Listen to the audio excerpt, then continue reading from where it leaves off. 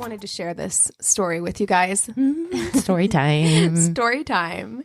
So this happened this month, like a couple of days ago. There were some people in Florida. A couple in Florida. This tracks already. I don't know what you're going to say, but I already believe it. Thumbs. So they planned to tie the knot at a $5.7 million estate that's on like 7 acres of land in Florida. But it was not their house. They just, hi, we're here. Yes. Okay. So here's what happened. Hi.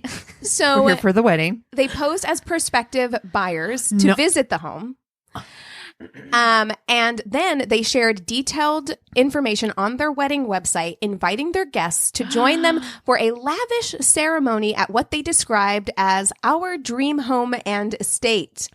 They also invited their guests to return to, quote, our home, which they dubbed the Wilson's estate. The next day for brunch around, quote, our resort style pool. Wow. But the audacity. But the house was actually owned by Nathan Finkel, who's the heir to the IHOP restaurant franchise.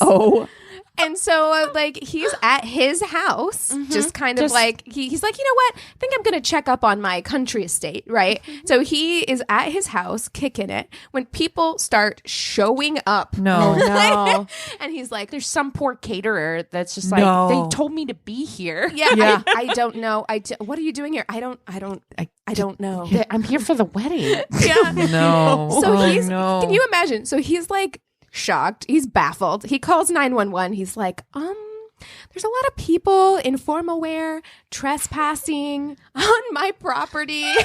Oh my God. And then this couple told him that they received a message from God. No. That they were supposed to be wed in his house. Shoot he was your like, shot. He was like, okay, I hear you. I did not get that memo from God. He didn't call first, which is rude. Yeah, so, I think you should. So you're going to have to go home. Wow. But they almost pulled it off. If he hadn't been there, yeah. That's not, dude. Not a bad grift. Shoot your shot, I guess. But here's the thing. Well, shoot God your told shot. them to shoot their shot. And yeah, they were under strict instructions. But like, also, why would you tell your family that it was your house? Also, that's a weird thing to do. Like, even if homeboy wasn't home for like big estates neighbors? like that, the neighbors, somebody cleaning, like the pool guy, anyone, 1,000 people, 1,000 people, there is a 0% chance of you pulling something like that. You're not getting away with your wedding. And inviting them back the next day. The hubris. Like, imagine. You want to talk hubris? Did you see the one post in that group that was an invitation to somebody's wedding that was in the middle of a field? It was like yes. Oh, girl. Wait, what? It was a potluck wedding. What? Which okay, it's okay. You know it. Okay. You know. Do you? You? Okay. It's all good. No facilities. So you camp overnight with no facilities. No facilities. Correct. You're going to a wedding. You're going to a wedding. Literally on the invitation, it said, "Nature will be your restroom." Just be aware. It was like, be aware that nature will be your restroom. No, it will not. At a wedding. And somehow it's supposed to be a potluck. You can't plug in a crock pot? How? I'm going to make flapjacks over my fire. Like, what you We're want? We're going to have hot dogs. Yep. It's going to be hot s'mores. dogs and beans. Canned beans. And when you have to go, cold cut there's sandwiches. The bush. You got a can. From a cooler. You got an empty can now you can use as your toilet. Oh my gosh. God. I hate it. Imagine being in like wedding attire and having to like squat. No. Oh fuck my you. There God. is no wedding attire for that. That wedding attire is jeans. And Yes. listen, I love camping as much Love as it. the Me next too. person. I love doing things on a budget and everything, but maybe It's your strike wedding. a balance. It's a wedding. It's your wedding. Yeah. Like, do what you want, but don't invite people to that. Like, Yeah. you know? Like, Don't tell me nature's my toilet. No. Not on the invitation. not. It's on They're the like, invite. they spent a lot of time throwing out ideas. They're like, how do we put this in a polite way? We need people to know that there will shit not in the bushes. No, mom, you can't say that on the invitation. What else can we say? How can we class it up a little bit? Yeah. Nature is your toilet. I like it. I like it, Antsy. On Earth Day, ma'am.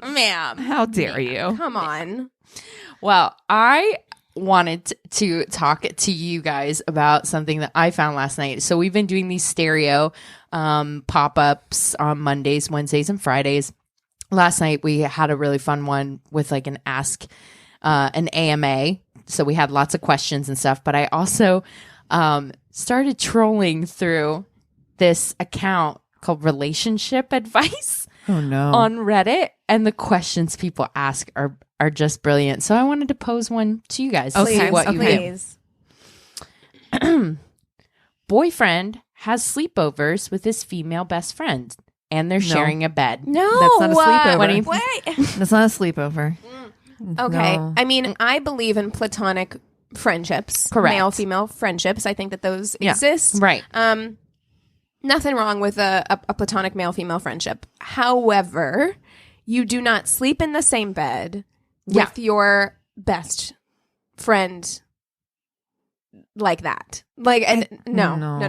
It feels weird. It's not a pleasant thought. No. Well, why am Like, I not when I think invited to this? Like, I'd be like, And a sleepover in general is just it's weird. Well, they're It's not very- living together yet, the boyfriend and girlfriend. So it's the still boyfriend weird. is having his best female friend over for sleepovers. no. And she's like, is this normal? No, it's not normal. It isn't normal. No, not normal. No, I don't love that. He's also being very unclear about where she's sleeping. He finally admitted that they were sleeping in the bed together. At first he was saying she was sleeping on the couch. So you're So he's lying. also Yes. lying about it. I think that's called it's time to break up. I think it's called cheating. Yeah, no, yeah, for you sure. gotta No, break it up. is. Yeah. You gotta break up. I mean, Yeah. like that's This is over. why would he even want to have a girlfriend? Like, it's weird. Yeah. Yeah. Isn't the whole situation like Yeah. I don't like but it. yeah, I was like thinking about that. I was like, like, okay. I always like to try to put myself in someone's Sure, shoes. sure, Let's sure. examine it. So I'm like, okay. Play consequences. Yeah, Roll exactly. it out. Eric and I don't live together. And I like, do the same thing. I play Yeah. it immediately in my head. and then I'm like, okay. So, you know, he does have a couple of girlfriends, but most of them like live like far away. Number one. Number So yeah, two. if they came to town, they might spend the night at his place. But Correct. they're not in the same fucking bed. They ain't. No, they'll probably stay on the couch. No, they would stay on the couch. Or Right. he would stay on the couch Yeah. because he's. I feel like that kind of guy who would do that. Yeah. And I'm Maybe. like, I would trust that. Yeah. But I think the sleeping in the same bed is what gives me pause and it makes me 100%. uncomfortable. Well, and you would also expect full disclosure about the situation beforehand. Like you would expect Eric to say, "Hey, my good friend's coming into town. She Right. needs somewhere to stay. I don't want her to have to get a hotel or an Airbnb. So, you know, Okay. she's going to stay over." He could also say, Full like, "Do you want to disclosure. come over? Yeah, like, and exactly. hang out with us? We can have dinner. Like, Full disclosure, my best guy friend Mikey and I shared a bed once, and absolutely Nothing platonic happened, on sure. both ends. She was his girlfriend at the time. They're married now, and I was married. So, Right. and it was just like one of those situations where we just were in the same bed. Like it was not like, you know what I mean? Like, Uh-huh. you know. Yeah. Another time when I was traveling, I had to share a room with my coworker, and he's a guy, married. I'm married. And I was like, it is not an ideal fucking situation. However, we were traveling. My hotel room was not booked properly. So he had a room and I didn't. And there were no fucking hotel rooms because we were like, for there's a conference or something going on. it was the golf tournament. Like, Oh, there you and go. we were in like Augusta, Georgia or something. It was like Yeah. the big, whatever that championship golf Masters thing or whatever. PGA tour or Yeah, whatever yeah. that was going on. And there was not a fucking hotel within like a 30 plus mile radius. And Right. we were just there for one night, 2 separate beds. right. I mean, It wasn't an ideal situation, but it was like, yeah, in a pinch. I've been in a hotel room with my best guy friend before. Yeah. Just the two of us. Like, in separate beds.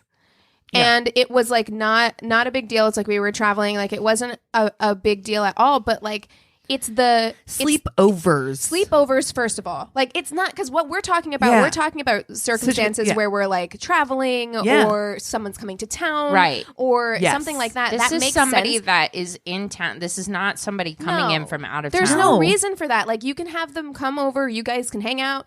I would even be okay with that. Like you can hang out. You can have dinner. Like that's your friend. That's fine. I have a whole other idea, you guys. Hey, your friend's coming in out of town. Can I stay at your place this weekend and my friend can have my place? Or that. Hey. But you know what? Like, not sleepovers. Well, and the thing is, even if it wasn't like that, like if we're going with the scenario that you were saying and the friend was coming over and they were staying at Eric's place, I understand that like the person that I'm with has had a whole life before me and like maybe they've been good friends since childhood and like they want to spend time together, and I actually don't have a problem with that because you should trust your significant other. So like, I don't have a problem with that. You want to catch up. Like all of that is fine. Correct. Because I don't want to third wheel that. All of it needs to be on the table. Like it's the fact that he's being secretive about it and the fact that it's like, you don't need to have sleepovers with somebody who lives in the same city. No. Yeah. 100. No. Yeah. Never. Yeah. Like I don't understand that part of it. Yeah. Something's I don't like it. Something's up. Fishy. Yeah. Don't like it. We're all in agreement then. Okay. Yeah. Hopefully she listens to us. And strong advice. Write her, put the timestamp for this episode. We're like, ma'am, no, girl. we addressed it. No. We have your answer right here. I'm sure all of Look no Reddit further. I'm sure all of Reddit had her answer too. Oh yeah. They were like, girl, he's cheating. Yeah. Girl, Cheating. Get out. bare minimum emotionally cheating, if Of not course. physically. Yeah.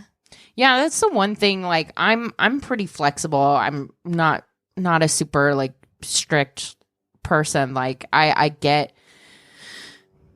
The only thing that is like an absolute deal breaker for me, like I was saying on the stereo last night, is dishonesty. Yeah. 100%. Don't lie to me. Yep. 100%. Don't lie to me. Don't you fucking lie to me. Yeah. Otherwise, I feel like you can talk it out. There's stuff I'd be displeased about. Sure. Certainly. But those aren't deal breakers. Correct. Deal breakers being lied to. Yeah. Misled.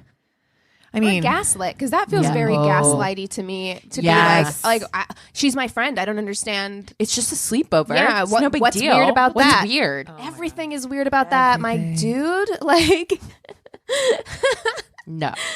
Well, this is My Worst Date. I'm Christina. I'm Keegan. I'm Cassie. What's up? What's up? And what else do we have going on? There's like nothing really going on in the world right now. Listen. I mean, there's a lot. There is, but not relevant to this podcast. Yeah, not a lot. Well, you know what? I'm going to say it now because I'm sure the listeners are tired of me saying the same thing at the end of every episode.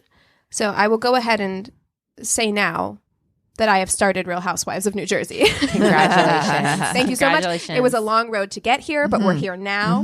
I am living for that video that you sent.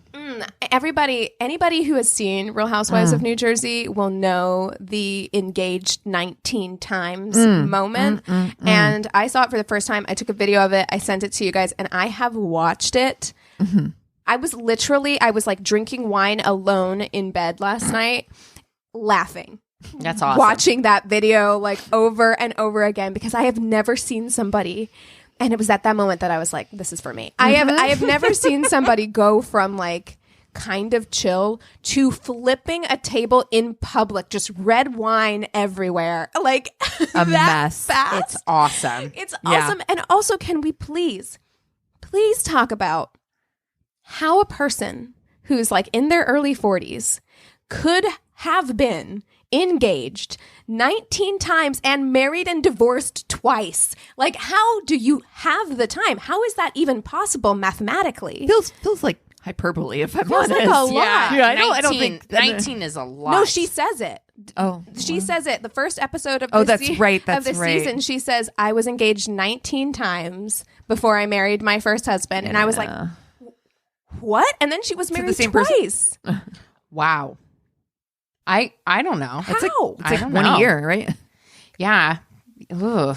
I just, don't know. I'm like, Feels like a lot. It's a lot. Feels like a lot. As somebody who's been with someone for almost 8 years, I'm like, literally, like, how? Yeah. It's got to be like who you're dating, because there were definitely people when I was on the apps, people that were like, I'm ready to put this ring on it. Ready to put the ring on it, put the baby in it, like all of it. I think some people really like being engaged too. Like they really like being proposed to. Because even Cynthia Bailey, like you didn't watch the first season she was on, but before she married Peter, her first husband in Real Housewives of Atlanta, she had been engaged like 5 times. Or something like that. Yeah. But 5 is different than 19. Yeah. It all feels like a lot, if I'm honest. It's a lot. It also feels like, again, hyperbole. It also feels like maybe it was all with the same person before she got, you know what I'm saying? Like an Elizabeth Taylor, Richard Burton situation? No, like, oh, I'm with so-and-so and we broke off our engagement and then they re-proposed and then we broke off our engagement and then we re-proposed. You know what I'm saying? Right, like with Elizabeth Taylor and Richard Burton, they got married like twice. 3 times. Yeah. Yeah. Yeah. No, I think that these are actually like 5 different people and 19 different people. Wow. It's definitely like a thing. I had the I love you on like after date 1, you know, with a couple different people that were just ready to go. Also, though, I've seen this woman in action on Real Housewives of New Jersey, and I'm like, how? Because I always think like, okay, with people like this, they have to have like mad charisma. You know what I mean? Yeah. Like, because we've told tainted love stories where I'm like, this person got married like 10 times or Right. whatever. And I'm like, God, they have to. And, you know, like Nanny Doss, I'm like, how did she keep finding husbands? Like, she's not like super hot or But anything, also like, the 40s. True, I mean, fair. But so I'm like, God, there had to be something about her personality that like drew people in. But I'm watching this lady and I'm like, I don't get it. I'm not drawn in. Not it ain't for me. I don't know. You're at the before the table flipping. She was saying how upset she was about rumors being spread about her in a book, and she's calling this woman out at a dinner table in front of people, and she's like, I was at home all weekend vomiting and having diarrhea because of you. Oh my God. Not a glimmer of shame. No. That Wow. you just said that at a table full of people. At like a place you're eating. Wow. Just I was just shitting my pants out because of you all weekend. No. She was engaged 19 times. And I know normal people who can't get a date. What? Yeah. What's happening? It's standards. topsy-turvy world out there. But yes, standards is one thing. Yep. 19 times is not the goal. There's no standards there. No. No. Yeah. No. Yeah, you're not keeping it classy. Well, you're also saying yes to everyone. Like being proposed to 19 times is different than being engaged 19 times. That means you said yes 19 times and then called it off. Yeah. Wow. It's a lot. That seems like a lot of effort.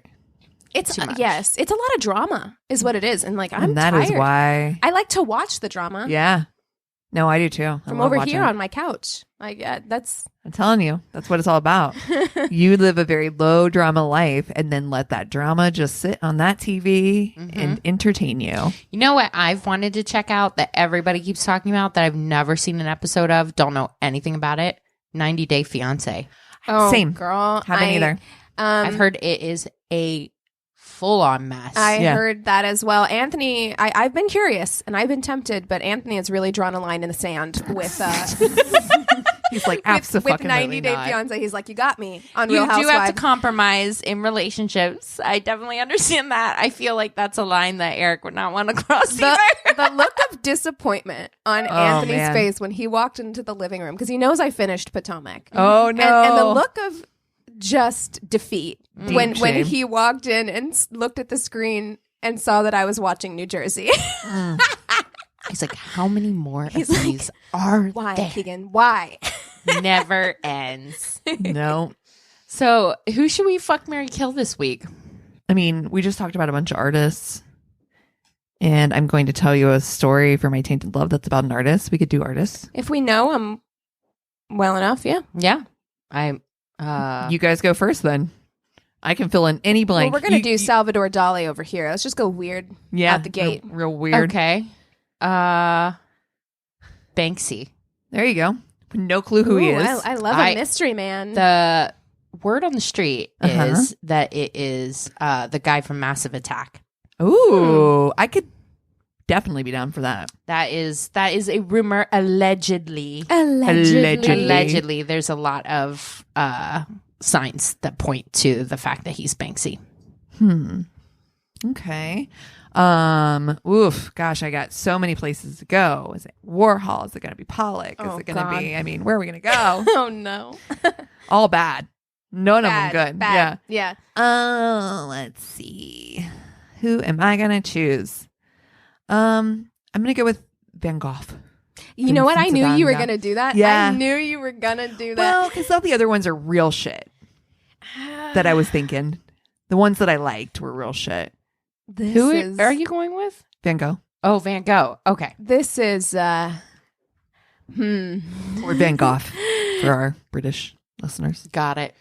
Or Van Gogh. I am going to fuck Salvadore Dali. Okay. Seems fun. It will be weird. It'll be weird. Lobster guy? Didn't No, he that's have that bet? Oh, no, about you're right. The lobster? Didn't he also used to drive around in his car Or full shark. of baguettes? Are you talking about the lobster phone? Yes. Yes, lobster phone is Dali, I believe. Yes. Yeah. I'm like, I know something. I know an art fact somewhere Factoid. in there. Let me dig deep. Yeah, he seems He's like fun, quirky. He has got a lot. I remember my dad had an art book of his that he wouldn't let me look at because there was lots of naked ladies ladies. Well, I mean, we all listened to the Root of Evil podcast talking about like surrealism and how that played into possibly. allegedly. So yeah, the thing is, I'm gonna want to do it once, and I'm not ever gonna want to do it again. And you never tell It's anybody gonna about it. be really. Well, I will tell everybody about it. I'll bet you that mustache tickles. I also don't want to see that mustache not waxed. You know, because it's just gonna be a limp, curtain, mouth kind curtain, of mouth curtain situation, Yuck. which is not my vibe. But it's gonna be like we're gonna drink absinthe first. Oh, yeah. and Yeah. then we're gonna have sex in a room that's covered in like spirals. Okay, like you know, it's gonna feel like I'm in the Twilight Zone. Yeah. Whilst having sex, which I don't want to do every day. I feel like you're gonna be taking acid while you do it. See, I was going to say that, but I know me and I won't take acid. So I'll go It'll absinthe. feel like an acid trips regardless. Right? I So think, I don't need to make it No. more intense or I will go to the hospital. So I want to do it once. It's going to be an experience. It's going to be surprisingly good. That's my assessment. Is like you're going to be like, "Huh, that was actually kind of fun and pretty good." So yeah, I'm going to fuck Dali. I'm going to marry Banksy. Okay. He's a man of mystery. He's socially conscious. He's English. Things that I like. Super rich, but not bothered by like paparazzi, like all Absolutely. the fun stuff about being famous without all the Yes, crappy stuff. Exactly. Yeah, I like it. Exactly. So yeah, I'm gonna marry Banksy, and then I'm gonna kill Van Gogh. I just feel like that relationship is gonna be a lot. Also, you know, his track record with his exes. I don't want to get into it. I don't want to get involved. I feel like it's just a lot. It's a lot. It's going to take a lot of mental energy on my part to deal with. And I'm tired. Okay. I have my own. You got your own shit to deal with. I got my own shit. Yeah. Yeah. He does feel very complicated, Very. right? But he's also very, very expressionist. You know, like he's very, I think he's very into his feelings. You know what I mean? That might be part of the problem. Yeah, For me, too much. it's Kinda like like too that boy. much. Yeah. I was just What's going to say, his sign? if I'm fucking him. I So know. I know he's got to be. He He's got is sad boy vibes. Sad boy vibes. He's very I think he's very self-aware though in many ways. I mean, he's one of the people who did the most self-portraits of any artist. He's an Aries. Oh, that's tracks. Sorry. That's the reason why I'm Just not gonna fuck him. marry. So yeah, I think I'm gonna fuck him. There's something about it that seems like dark and mysterious Yeah. and kind of wounded. but Yeah. he's never going to leave you alone afterwards. That's the problem. Is like he's going to be that's writing okay. you. Is it? No, he's going to be writing you letters. You know, you don't have to open them. So I'm gonna have one good night with him, and then I'm gonna go to my lovely, beautiful mansion with Banksy, and I'm gonna marry him. Yeah, You give Vincent Van Gogh a fake name. Yeah. Then he can't find you later. You know, you go My live with name's Banksy, Keegan. and then You're like, how dare you? Yeah. don't do it. And then I'm gonna kill Dali. Although it seems like a good time, it's just not my vibe. You know me, like silliness and quirks like that. What's his It's just- sign? Oh, That's a good interesting. question. Let's find out. That's probably an Aries too. That would be. Yeah, I I bet you he's an Aquarius. Oh yeah. yeah. So yeah, no, I'm gonna kill Dali. I feel good about that. That's what I'm doing. What about you, Cass? I am probably going to do the exact same thing. I'm definitely going to marry Banksy. It feels right. I do feel like you're right. All the fame without the fame. Yep. Problems. I love that he like he sold that piece and shred it. That was time to awesome. shred. Like honestly, there's shit there that I was like, this is exactly right. This is exactly the kind of artist I want to be with. Did you ever watch that Interesting. documentary Exit Through the Gift Yeah, Shop? Yes. so good. So good. Yeah. Yeah. And yeah, I mean his shit is political statements. It's Yeah. interesting. We would definitely be doing a lot of quiet charity work together. I see. Oh yeah. Yeah. You're donating a lot of money anonymously. Yeah. Yeah. Yeah. And I'm so here for that. Me too. Because I feel like it won't be a mansion. We're gonna live like real nice and quiet in a just a Comfortable. walk up. We're gonna live in a That's all- comfortable yeah, walk up comfortable. loft that's just cool and filled with like really rad art books and Queens art. Music and Good cookware. Yeah. Yeah. I feel like he would like make the most perfect shrimp scampi. Like he can cook. See, I feel like he'd cook with me, but he makes a great cocktail. Is what Oh, you know? Like Yeah, he makes he's like one of a those people. He old like fashioned. He's muddling takes things. the Yeah. rind. He like has one of those flame thing that Yeah. you lightly. So he's like, oh, this is gonna be slightly smoky. And I'm like, yes. Yeah, so- that's definitely Banksy. Yeah. I'm gonna kill Dali. I literally cannot. Like, it's. I understand. It's Listen, too I much. understand. I feel like it might be filmed somehow. I just feel like he's gonna use you in art for sure later. You're gonna be like, that looks like my body without the head. That's my vagina. Yeah, for Don't- sure. don't For love that sure. idea. He's a Taurus, by the way. I love Tauruses. We get along so well. I don't think I have any experience with the bull, so Yeah. interesting. Taurus and Pisces get along really well, Oh, typically. gotcha. Aries and Taurus notoriously Butt heads. butt heads. Well, that makes Exactly. sense. Yeah, you're a ram and a bull. Yeah, ramens and bulls. Yeah. Yeah. I think that would be another thing. Like we probably just wouldn't jive. Yeah, at all. I hear you. I hear you. but- I mean, listen, this was a hard one. Yeah. I really wouldn't have chosen Sure. to fuck Dolly. You It's just couldn't with Van Gogh. And I get it. Van Yeah. Gogh's complicated. I do find that he is incredibly self-aware. He's very well written. He's right up your alley, Christina. Like for real. Like copious amounts of letters to his brother, and like just it's really he's a fascinating person. So, Yeah.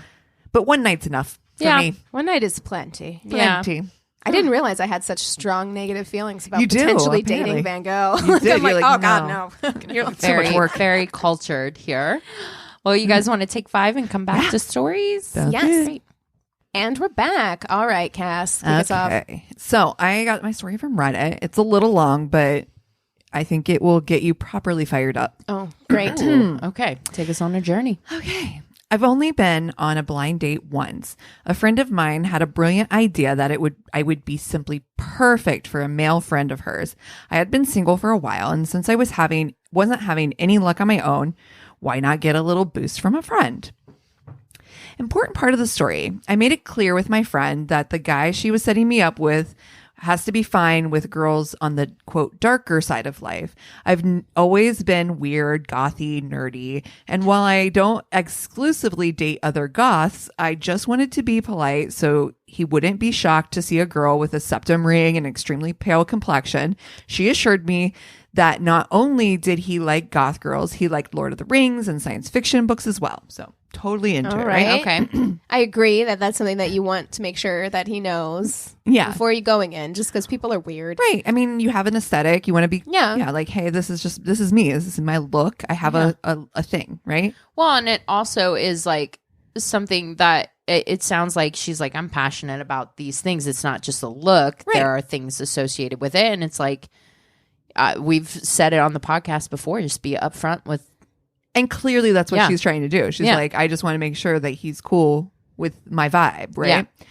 I was actually really excited for this date. It was agreed that we'd meet for dinner and then go to a movie, standard first date fare. We met and I thought he was cute and he seemed very nice and polite, and I mentally made a note to thank my friend for the matchmaking. Okay. We got appetizers and discussed boring things after the appetizers were cleared, and we were waiting for the main dish. He asked how things were going, and I said that I was having a lovely time. Then he dropped a bombshell. He said that he is very serious. He said this with a very serious expression and said that in order for me to, quote, me to be with him, some things had to change. Okay. Nope. Bye. Bye. We're done. Immediately out. Like, Yeah. I stupidly asked, what do you mean? Well, he was ready to tell me and had to what had to happen for me to be with him, or for, quote, be seen with him. honey, you are not worth it. Like, who do you think you are? Well, here is a list. Remove all piercings. Remove my tattoos. I actually had no tattoos at the time. Stop with the, quote, goth look. Don't worry. He was going to take me shopping, and he assured me that he had excellent taste. Bitch. Get a tan. Grow my hair out and dye it a, quote, normal color. My hair was short and dyed black. Lose weight. I am 1.76 meters tall and weigh 60 kilograms, give or take. Don't even. Oh, Americans. For Americans, I'm 5'8" and weigh 140 pounds. Okay, fuck you. Fuck you. I'm furious. No more video games and no more D&D. No more horror movies. Do you know how many women there are that exist who would fit all of your requirements? Like, why would you go out Why with are you somebody here, and then sir? try to turn them into what you want? There are plenty of people out there who don't like video games, who don't play D&D, who Are have into quote horror unquote movies? normal hair colors. Like, it's so. Yeah. Which, by the way, black is not an abnormal hair color. No. and either. also, that's just such a big Get a pet peeve tan. of mine Fuck when I you. was on the apps, when people give you those like list of requirements. They're like, I'm looking for a woman who is of this height and weight and must have like blah blah blah. You're and it's just like, excluding so many potentially incredible people. Yeah. Like, why would... Okay. All right. Okay. After all that, then I would be ready for him to be seen with me, to, quote, accept me as his girlfriend. He didn't say this in a mocking tone. He was quite serious that he was willing to pay for me to go be wholly made over and then I'd be awesome. At this point, I probably had Just a really... strip away all of the things that make you you, and then you'll be good for me. Oh, God. At this point, I probably had a really stupid expression on my face. My face felt like I was on fire. I almost wanted to cry, and I kept opening my mouth to say something, but no words would come. Girl, same. So I would probably look like a baby bird with a tomato face. He was really chuffed with himself and kept telling me how I looked rubbish now, but once I got tanned and started dressing and This isn't acting a like a 90s quote movie. normal girl. This is man, not She's All That. This is not a 90s movie. This isn't how this works. It's not Yeah. how any of this works. oh my god. If you start acting like a normal girl, man, would I be a knockout. The waitress came over with dinner and she gave me an odd look, probably because I looked quite insane, and to be honest, my head was still spinning. I've been picked on and bullied a lot, but this was almost worse in a way than when people used to spit on me and throw garbage. Now, this part is a little bad. In my haze of rage/hurt, I pushed my plate of paste over to him and unceremoniously dropped it in his lap. I grabbed my purse and walked out of the restaurant. Then I got frightened, thinking he might come and beat me up. So I hid for a bit and then called my friend to come pick me up. I know it's not right to dump food on people, and it's not right to waste food. It just happened. Not gonna lie, I went home and spent the evening sobbing. Oh, the next honey. day, my friend... Not worth it. He's not worth it. Not at all in the least. My friend who had set me up on this disaster was curious to know how it went. And I told her. She was shocked. She wasn't angry with me. She was furious with the guy. And I wasn't shouldn't be angry with you. Right, obviously. And I wasn't angry at her. She clearly had no idea that it would go this badly. To this day, I don't know what his deal was. Maybe he wanted a girlfriend he could build from ground up. Also, since the date, I have not changed my style or my appearance. I might not be everyone's cup of tea, but I am happy being spooky and nerdy, and I don't need to compromise my appearance to find someone to love me. Goddamn right. That's it. And you're never going to be everybody's cup of tea. It doesn't matter. It doesn't matter if you're as, quote unquote, basic as what he was asking for. Right. It doesn't matter what you are. There's going to be somebody who wants to change something about you. So you might as well just be who you are, That's do what right. makes you happy, because at the end of the day, at least you're happy. Right. Yeah. You know, And you'll find somebody who loves that. That's right. Exactly. Who's all about that. A fucking audacity, though. I know. To look at somebody in the face and say all that, to their fucking face.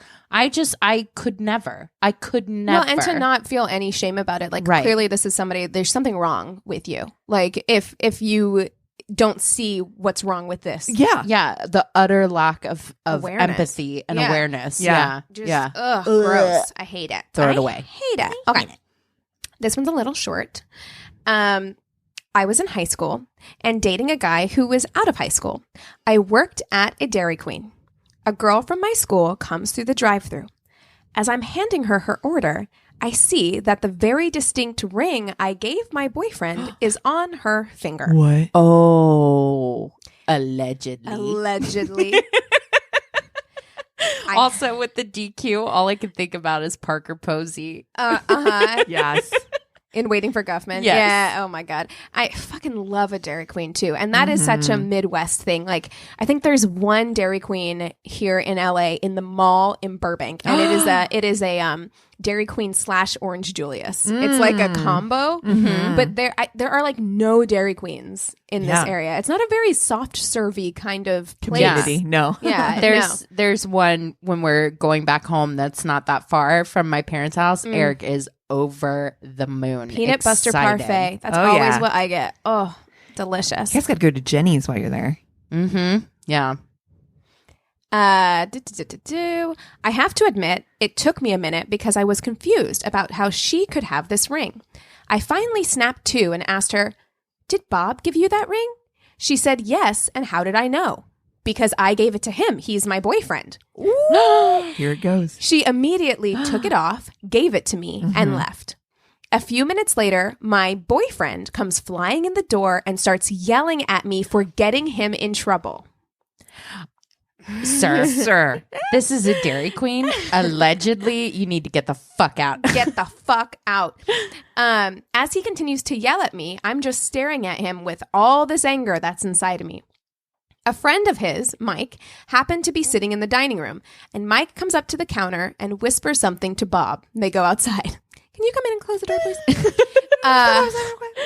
please? Bob comes back in and sheepishly says, "Mike said if I didn't apologize to you, he'd beat my ass."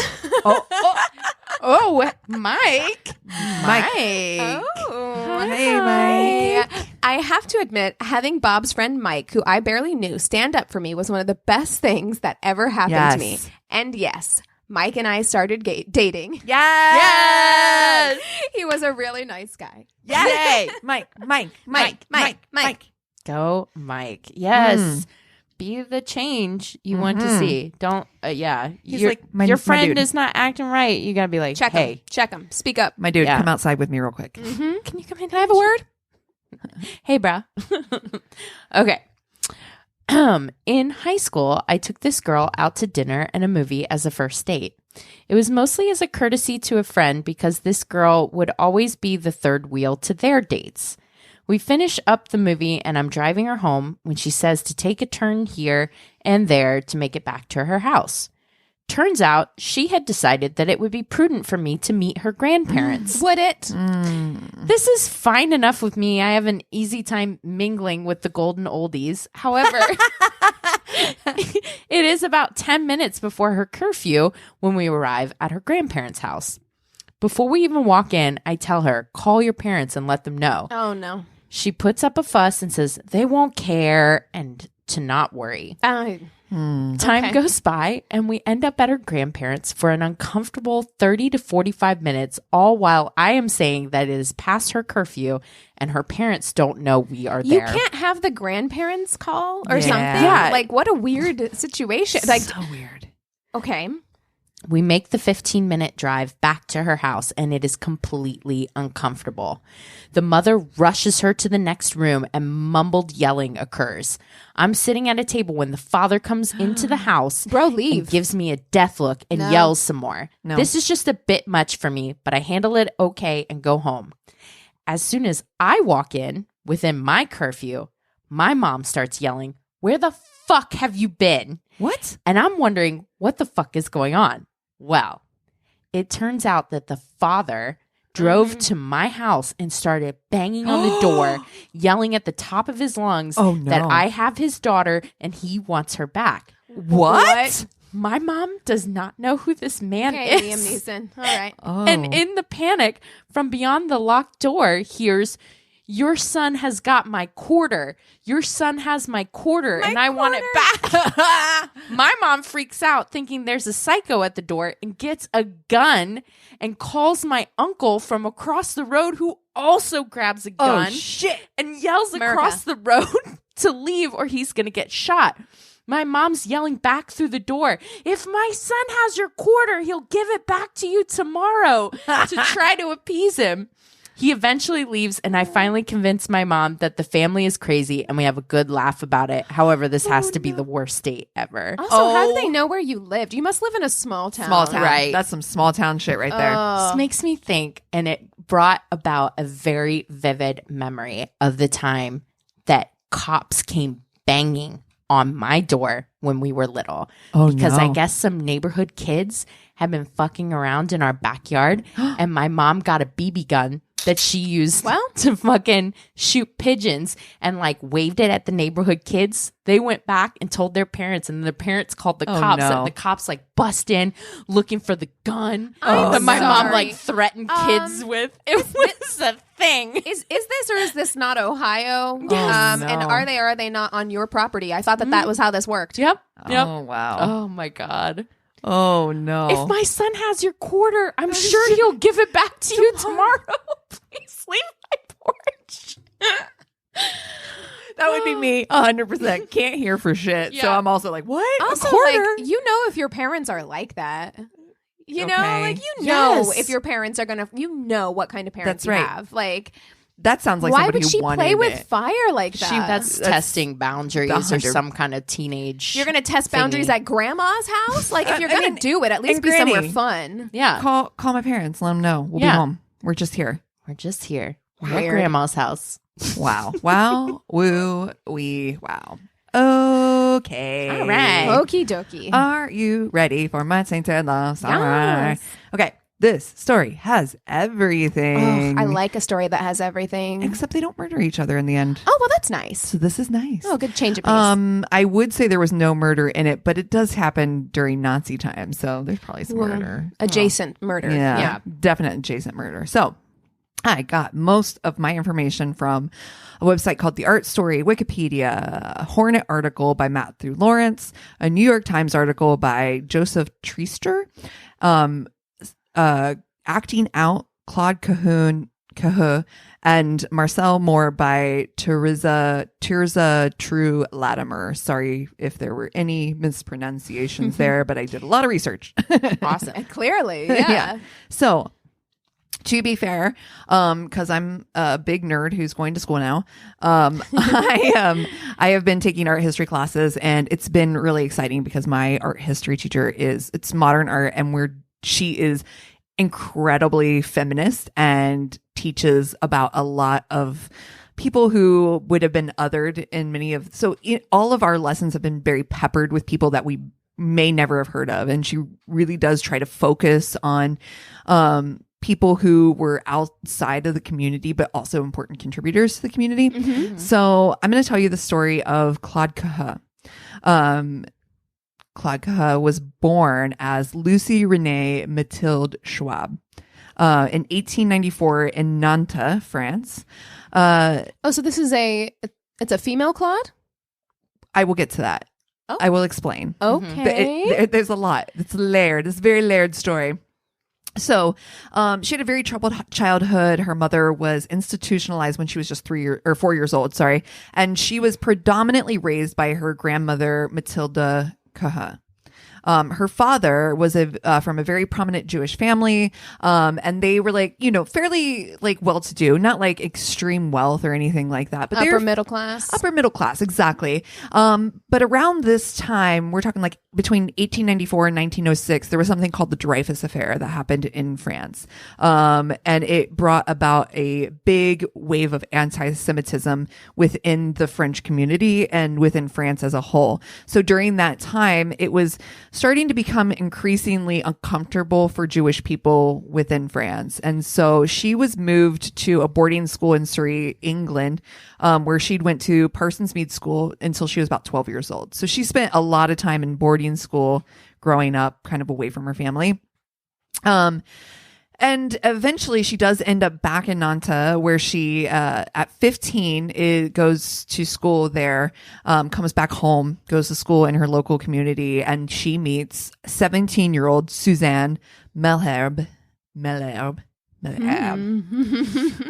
And they both describe their meeting as un rencontre foudroyante, which means a lightning encounter. Oh, So, I like that. I know, me too. It feels very like a lot of marbles in my mouth when I say it. However, a lightning encounter is very fancy. It's way. far sexier than Yeah. like love at first sight. Yes. right? Or meet cute. Yeah. Yes. Their meet cute was a lightning struck, right? A lightning encounter. This is in 1909. So they meet each other, and they're smitten with each other, and just in time for the world to go to shit. 15 Yeah. and they're like respectively 15 and 19 years old, right? So this is 1909, right? So they are like really inseparable this whole time. And in 1917, Maurice Schwab would marry Marie Eugenie Malherbe, who is subsequently would make them step siblings. Oh. So, Ooh, we got some clueless shit going on here. Like, so it's layers, right? So this couple, and they've been a couple God, I for feel bad very for early them. on, right? complicated. Very complicated. Now they're stepsisters. However, at the time, it actually provided a very comfortable, quote unquote, cover for their They're relationship. like, Yeah. I'm living with my sister. No big deal. We're having Right? sleepovers. Just Allegedly. innocent sleepovers. Allegedly. But they are both very interested in art, and regardless of this degree of social cover, this isn't who they are, right? So it's around 1919 that they would move to Paris, and both of them at the time decided that they no longer wanted to claim a gender. So it was very important for Claude Cahun to be like, she's just like, there is no gender for me. Like there's a quote by her that's like, the only gender that I want to be recognized as is neutered, right? Which is that no gender at all, right? So this is somebody who is at such an important part of our history that has been completely almost just washed away. So they're moving to Paris during like the time when, Dada movement is going on. They're coming in, pre-surrealist movement. So they're really coming in with some of these key figures, and she's a photographer and she's doing all of these incredible pieces. Well, right? Yeah, I was going to ask, does she go by she? Or Well, I at the think if time there was no Right. neutral pronouns, but So I think it'd that be it is they. important to probably clarify that they do not, but also Marcel claim does not its either. gender. Okay. And I think that neither of them claim gender, and so Suzanne starts to go by Marcel Moore. Both of these names being Claude is a feminine and masculine name. No, it's a gender neutral name. So is Marcel. So these are both gender neutral names that do not specifically, like, Claude was very much like, I'm not trying to dress like a man. I'm not trying to dress like a woman. I'm trying to live in the fluidity of sex, and that I don't want to claim either of these things. Very interesting art stuff has come out of this, and I some of the stuff that I thought was very interesting is that, like, they would play almost like dress up characters. They did a lot of plays. They did a lot of performance theater, things like that as well, which was also part of like the artistic expression at the time. And they would do pictures in clothing, like dressed up, and it's funny, all of them looked like caricatures. So if they were dressed feminine, it was like kind of like a feminine costume over right? the top. It was very pouring it on costumey. thick. Yeah. The makeup was like just big red rosy dots on the face kind of thing. It was very like caricature of what a woman should look like, caricature of what a man should look like. But a lot of very gender fluid pictures too, like where you're like, I can't tell if that is a man or a woman, or is that a woman with really short hair who is, so it was a really interesting concept and completely so ahead of very progressive for their time. Right.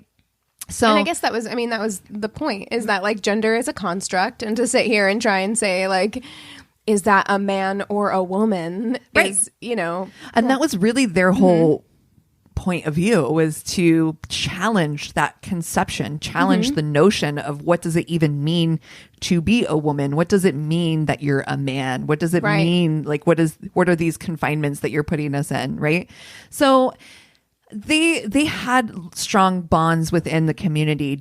Marcel Duchamp, which is, you know, a big Dada artist, André Breton, which are, again, these are like big movers and shakers within the art world.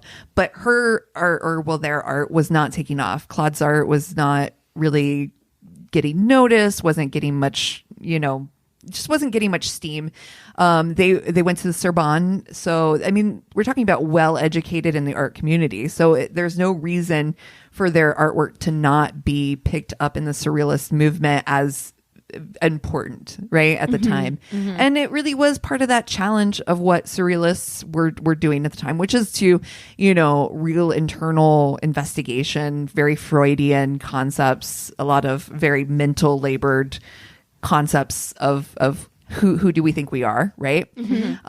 So they decided that in 1937, you know, things aren't looking great in France, right? We're talking World War II starting to ramp up. Things are getting heated. Your art's not taking off. So Claude and Marcel decide that they're going to go to Jersey Isle, which is an area in which that they'd both traveled frequently when they were children. This was like a vacation place. So where the Jersey cows come from? I don't know. They do. Yeah, Jersey Isle, maybe. I think so. So it's a British island, but it is it's actually closer to France. So it's right in that channel. The Channel Islands. So they go there as kind of, you know, we're escape, we're out of here. Again, heat of the war, whether or not they are doing it because of their art reasons or because of war reasons, it all is a lot. So basically, they're both Jewish. They're both lesbians. Yeah, I was just going to say a lot of things that are against them. Paris and Berlin and like a lot of like bigger cities in the 20s were extremely liberal. I mean, you have the Lost Generation in Paris all through the 20s. It was a huge like art thing, but even as soon as like the 1929, the late 20s with the Great Depression and everything like that happening, that conservative backlash was already starting. Yeah. The Absolutely. evils of the city and that hatred comes in. I mean, history, time's a flat circle. Always. Time's a flat circle. Repeats itself. Yep. So yeah, here we are. Yeah. That's not at all relevant to today. Ooh, Anyway, that's weird. Why'd you even bring that up? So again, 1937, they moved to the Isle of Jersey Isle, and they get this beautiful home, and they actually reclaim their original names because it is an island. they also are like trying to live amongst a small community, and they want it to be, I guess, seen as somewhat more acceptable. It's funny. I kind of watched a snippet of an online movie that kind of was some of the like community members kind of talking about them at the time, and they were like, oh yeah, my mom always just said they were a little bit weird or whatever, but nobody really. But sometimes you just want to blend in. Yeah. Like, I understand that too. It's just like, it's exhausting if you're an other and you feel like you're being othered all the time, and it's like there probably is a bit of an internal struggle about like wanting to live your authentic life as your authentic self, and also just being exhausted. Yeah. Yeah. Yeah. And I think that there's a combination of this, right? Because there was very much, they didn't quote unquote give up dressing how they wanted. Like if Claude wanted to dress more masculine, they would. If they didn't, they didn't. They were, and the community embraced them kind of with the understanding with the wink and a nod of like, we understand what's going on here, but also too, we're just going to embrace you as kind of the weird kooky neighbors who walk your cat on leashes and are eccentric. Quote unquote sisters. Okay, cool. Yeah, you're like, sounds like a Boston marriage to me, but yeah. All right. Yeah, no. And that was kind of the thing, is like everybody within the community really did kind of support them. Well, they weren't able, moving to Jersey Island did not really help them escape from the Nazis, because in 1940, the Nazis did come to Jersey Isle and occupy. Oh, that's right. So there was a mass exodus from the Jersey Isle, but they were like, nah, we're going to stay here. Oh. And because of their androgynous qualities, they would dress up as men. Young men from the military would dress military uniforms and go into military meetings and would write little tiny notes that would let them know, like the BBC News, because they weren't getting news. So the Nazis weren't getting news about the war, them losing the war. So any news that came through like BBC or anything like that, they would never hear. So they would write like little notes like, oh, they're about to be defeated and you're on the losing side, and would write these like little scripted notes, and it would just be, and they would drop them in pockets of like officers and put them in like their cigarette cases. You're and like, just so you know, just FYI. So they infiltrated basically the Nazis on the Jersey Isle, and that was part of like them being like, fuck you. Yeah. I can't do anything really, but here's what I'm going to do here in this small community. Yeah. And forever they were like questioning people. It had to be, and it's just, they're these two little sisters that live together. It's just these, whatever. And it can't be them. So forever they got away with this until 1944. They got away with this. And everybody was like, it can't be them. They're just these. That's how you get sexism to work in your favor. That's right. It's like, I'm just a sweet little lady. Right. I couldn't and do anything. the community as well was like, no, can't be them. But while knowing it was them. Yeah. But also being like, I didn't say a thing. I don't know what you're talking about. 1944, they were arrested, and they spent a year apart, both of them in separate cells. And during that year, Claude had been dealing with some medical issues a lot of her life. She'd had some weak health most of her life. So being in prison was not a great place for her. They were liberated in 1945, and so they were released and able to go back home. But she did end up dying in 1954. So she didn't live much longer after that. In 1951, though, before her passing, Claude was given the Medal of French Gratitude, which is incredible. Mm-hmm. Like, so cool to be able to be like, and that little thing that I did, just dropping notes and being like, you guys suck and you're losing. I mean, it's a huge thing. Yeah. Yeah, right? I mean, like, that would be massively scary at a time when I'm sure, like, you're getting some news about what's going on, and you as not only a Jewish person, yes, but also a lesbian Jewish person, right? And gender fluid, kind of like other, like to put yourself in their sight when you didn't have to. Like, you could have just lived as like this little old lady, quiet home, walk your cats on their leashes, and makes me think of the brave girl Darnella who filmed George Floyd. Yeah. Like, you Very didn't have scary. to. You could keep walking. You could, yeah. And you know what the I mean? potential repercussions of that are deadly, potentially for you. But doing it anyways, it's such an act of bravery to even, get involved, to be a witness, to do anything, to stand up for what's actually right. In 1972, at the age of 79, Marcel took their life. They were buried together. Neither of them ever were with anybody else. They were only with each other for their whole entire lives. And it's just the sweetest thing, from 15 years old and 17 years old. And just recently, 2018, a street in Paris was named for them both in the 6th arrondissement. So it is the Claude Cahun and Marcel Moore.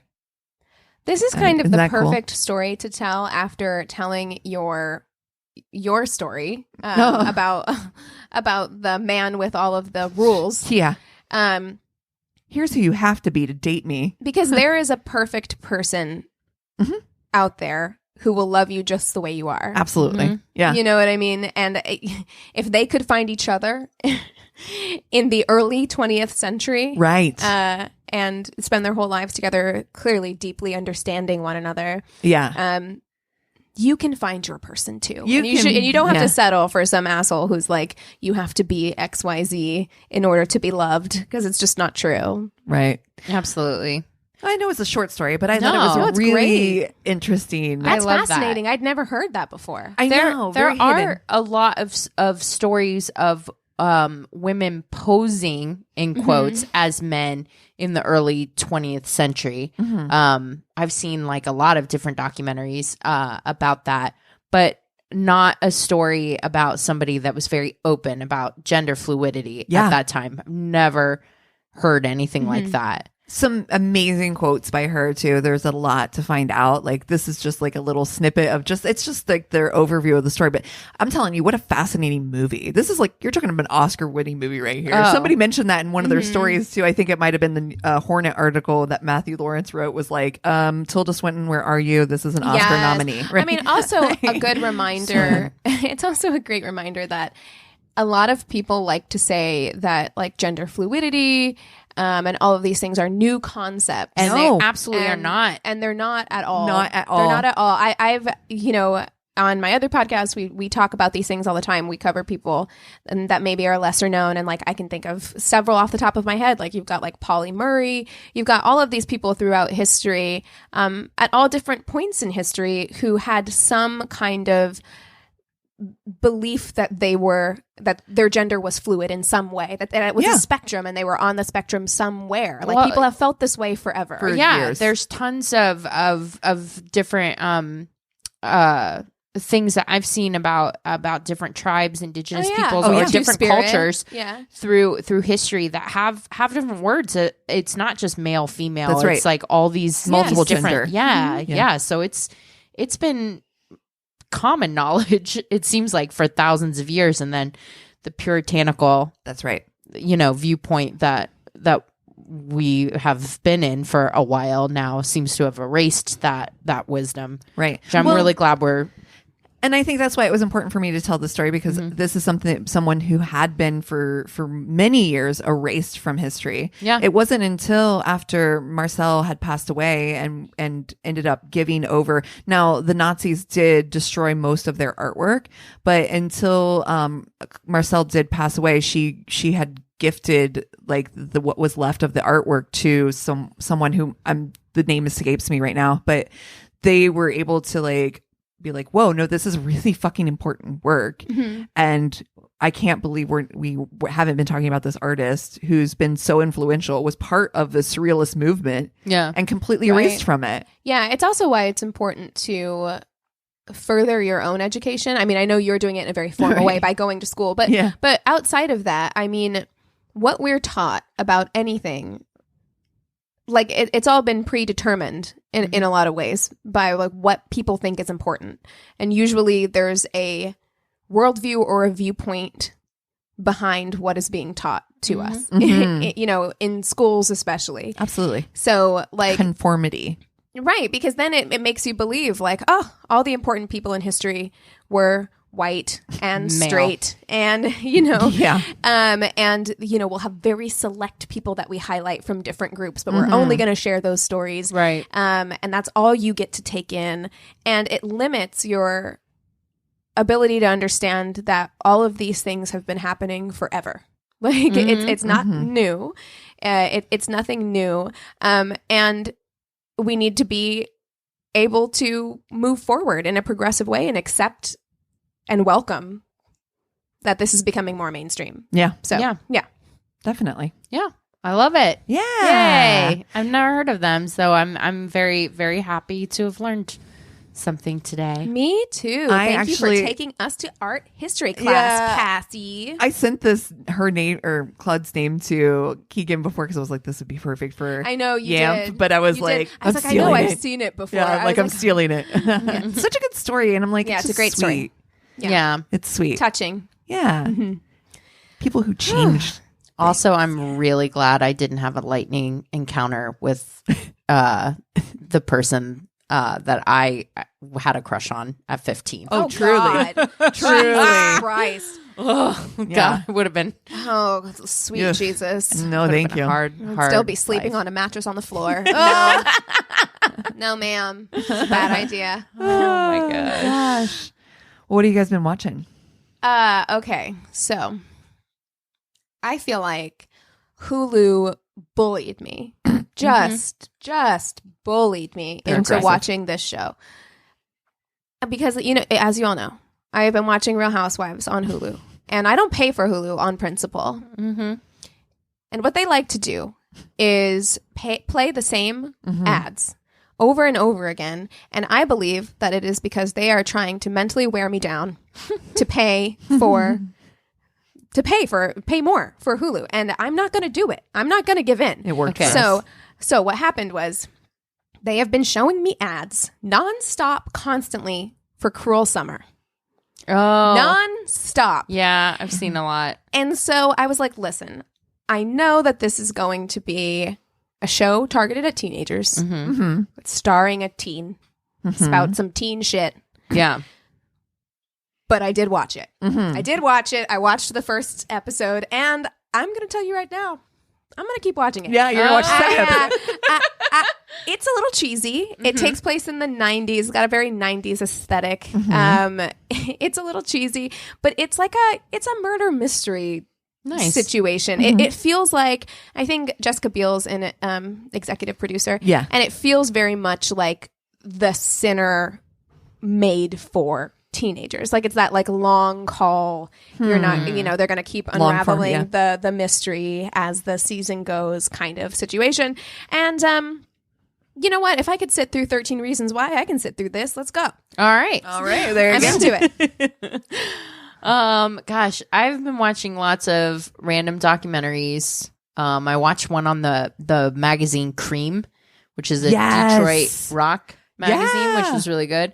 I also watched a documentary that Fairuza Balk was involved in called Beyond Clueless. Amazing. And it's just it's over 200 teen movies from like the 90s and the 2000s to tell like the teenage story. It's like clips of it. Why we're all fucked Yes. Basically, pretty much. yeah. Pretty much.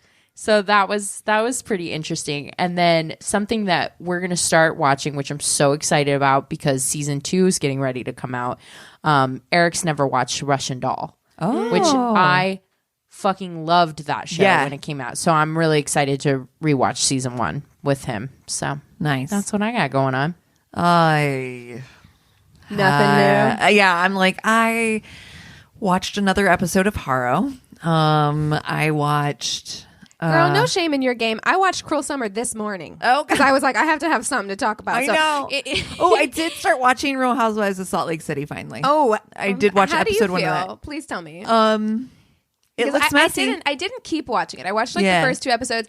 It's too cold. Like there's something about that show where I'm like, and they wear like the furs, like skinniest, smallest heels, and like snow, Oh, like that real shit is legit hilarious. snow. I'm like, that shit is hilarious. They're My like feet are walking cold. on ice in like tall platform like heels. honey, your toes are out. Put them away. It's cold. How'd you feel about Mary telling her she smelled like hospital? Girl, wow. She's like, you did. You smell like hospital. I was like, wow. I mean, just tripling down on that shit. She just wasn't like, oh no, I said it. I said it. And I meant it. But like, get over it. Like, she just accepts like, oh, okay, but that's she's rude. She's trying to make her see. She's like, not only is it rude for you to say that to somebody, I was in the hospital because my loved one was like dying, getting 2 legs amputated. Yeah. So, but definitely, I could see how me smelling like hospital was the most important thing here, and why you couldn't like visit just me. get past it. Oh my wow, God. it's mess. It's mess. And one of them is going to jail now. There's stuff happening. Yeah. Yes. Jen Shaw, I think the one who has the tequila. Yeah. Oh, that's Shaw is the. Yes. We'll talk about it off mic, but yeah, there's one of them is facing charges. Okay. I need to know everything about that. Well, hey, if you got something that we should watch, if you have stories to tell us, short or long, if you want to just reach out and say hello, go to our one-stop shop of website. It's myworststatepodcast.com. And we love you so much. Cheers.